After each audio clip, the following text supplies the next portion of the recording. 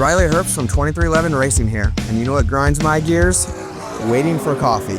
But instead of counting frappes and lattes, I fire up Chumba Casino. No apps, no fuss, just fun social casino games to pass the time. By the time my coffee's ready, order for Riley. I've already taken a few victory laps. Next time you're stuck waiting, make it entertaining. Play for free at ChumbaCasino.com. Let's Chumba. Sponsored by Chumba Casino. No purchase necessary. VGW Group. Void where prohibited by law. 21 plus. Terms and conditions apply. Podcast title: Navigating Relationships, Budgeting, and Gender Roles in Modern Times. Hey everyone. Welcome back to another episode of the Good Advice Giver podcast, powered by Buzzsprout. I'm your host, Terrence, and today we're diving into a topic that is on everyone's minds: relationships, dating, budgeting dynamics, romance, or the lack of it, and gender roles in today's modern relationships. We'll unpack what's happening in the dating scene, the financial expectations between partners, and how gender roles are evolving or staying the same. It's going to be a juicy conversation, so buckle up. Whether you're in a relationship, single, or somewhere in between, there's a lot to cover and plenty of relatable moments. So grab your coffee, settle in, and let's dive into this conversation. Segment 1. The dating scene today. Dating today has become quite an adventure, right? Gone are the days when people simply met in person and went on a date after some small talk. We're now in a world of swiping left or right, endless DMs, and a culture of ghosting. So, let's talk about how dating has changed. One of the biggest challenges, I think, is the sheer volume of choices. With online dating apps like Tinder, Bumble, and Hinge, it's easy to feel overwhelmed.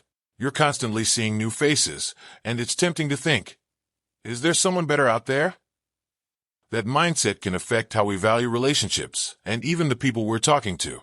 It leads to this kind of temporary mindset, where people often don't take dating as seriously as they used to. Exactly. Dating apps have created this almost shopping mentality.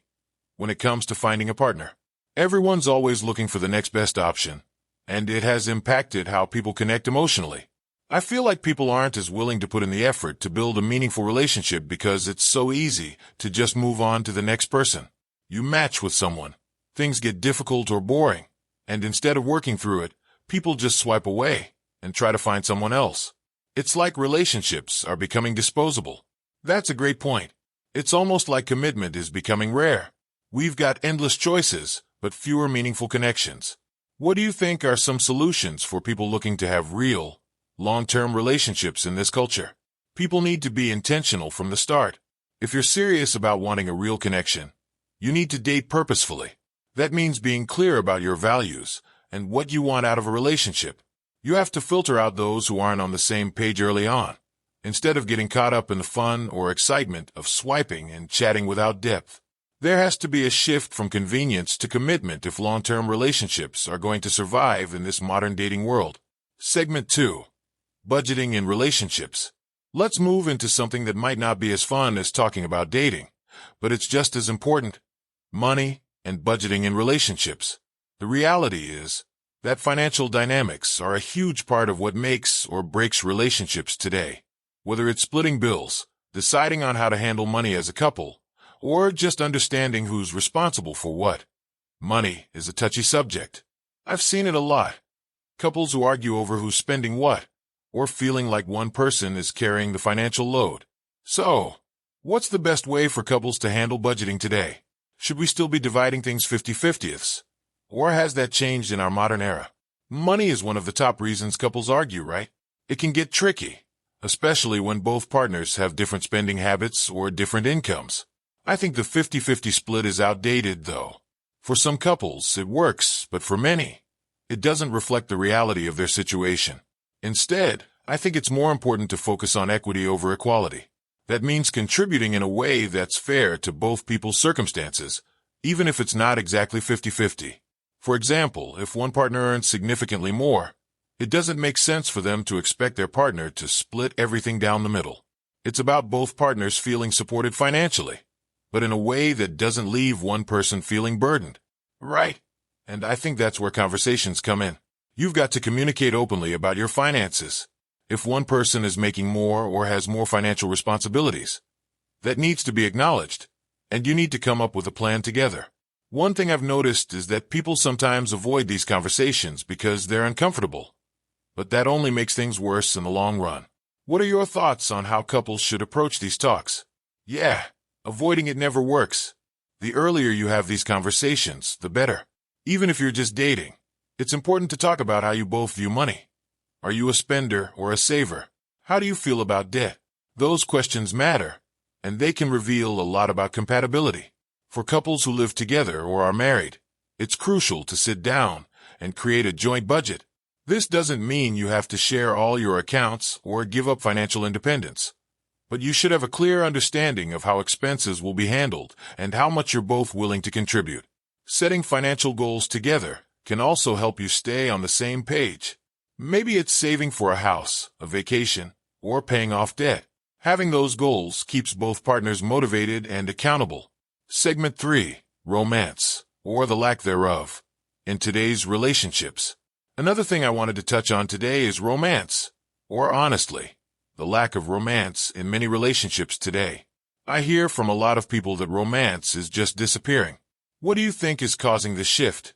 I think a big part of it is that life has just gotten busier for everyone. With both partners often working full-time jobs, it's harder to make time for romance, let alone keep the spark alive. People are overwhelmed by work, personal goals, and just day-to-day responsibilities. So, romance ends up getting pushed to the back burner. Then, there's the issue of people thinking that romance should always be spontaneous, and if it's not, then it's somehow less meaningful. But honestly, romance requires effort. It's not always going to be spontaneous. Sometimes you need to plan a date night, or make time to reconnect. That doesn't make it any less special. I couldn't agree more. I think there's this misconception that romance is supposed to happen naturally all the time. But real relationships take effort. Sometimes you have to create those moments. Scheduling a date night or making time to talk without distractions can make a huge difference. And here's the thing. When couples don't make time for romance, it can lead to deeper issues like resentment, disconnection, or even loss of intimacy. It doesn't have to be grand gestures all the time. It can be as simple as leaving a note, cooking dinner together, or even watching a movie. Small acts of romance are just as important. Segment 4. Gender roles in modern relationships. Now, let's talk about gender roles in today's relationships. There's been a big shift from traditional gender roles to more modern dynamics, but that doesn't mean everyone is on the same page about what those roles should be.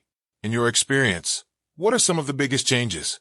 I think one of the biggest changes is that there's more flexibility in gender roles, which is great. It's no longer expected that the man has to be the sole breadwinner, and the woman doesn't have to be the one staying at home. Both partners can work, both can contribute financially, and both can share household responsibilities. However, despite this shift, I still think there are some traditional expectations that linger. For example, many men still feel the pressure to provide financially, even if their partner is contributing just as much. On the other hand, women might still feel expected to handle the bulk of childcare or housework, even if they're working full-time. So, while gender roles are evolving, there's still some tension around who should be doing what. Exactly. I think what's key here is that couples need to figure out what works for them. There's no one-size-fits-all solution. Some couples might prefer more traditional roles, while others want to split everything equally or even reverse traditional roles. The important thing is having that conversation and making sure both partners feel comfortable and supported. I also think it's important for men to recognize that sharing responsibilities, whether it's housework, cooking, or childcare, doesn't take away from their masculinity. If anything, it shows that they're partners in the relationship. Being involved in every part of the household and relationship can actually strengthen the bond between partners. Closing and call to action.